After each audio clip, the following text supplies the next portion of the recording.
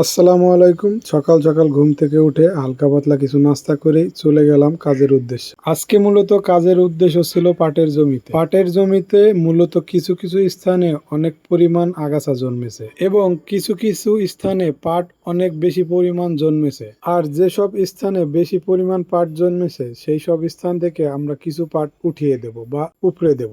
আর এই উপড়ে দেওয়ার কাজটি আমরা একটি ছোট কোদাল বা আমাদের এলাকায় টেঙ্গি বলা হয় এগুলো দিয়ে করে থাকি। উপড়ে দেওয়ার মূল কারণ হলো যেসব স্থানে অতিরিক্ত ঘন পাট সেই সব জায়গা থেকে যদি কিছুটা পরিমাণ কমিয়ে দেওয়া যায় তাহলে আশপাশের পাটগুলো আলো বাতাস খুব ভালো পায়। আর কিছু আগাছা আছে আমরা চেষ্টা করি সেগুলোকেও একসাথে উপড়ে দেওয়ার বা উঠিয়ে দেওয়ার, কারণ সেগুলো অনেক সময় পাটের ক্ষতি করে বসে। আর এখন যদি একসাথে উঠিয়ে দেওয়া হয় তাহলে পরবর্তীতে পাটের কোনো ধরনের ক্ষতি হওয়ার সম্ভাবনা নেই। আর এইভাবেই আমরা প্রত্যেকটা জমিতে এভাবে আগাছা এবং অতিরিক্ত পাট উঠিয়ে দেওয়ার চেষ্টা করি। এক পর্যায়ে কাজ করতে করতে অতিরিক্ত রোদের কারণে জমিতে থাকাই দুষ্কর হয়ে পড়েছিল। তাই আজকের মতো আমি বাড়ির উদ্দেশ্যে রওনা দিলাম। সবাই সুস্থ থাকবেন, ভালো থাকবেন।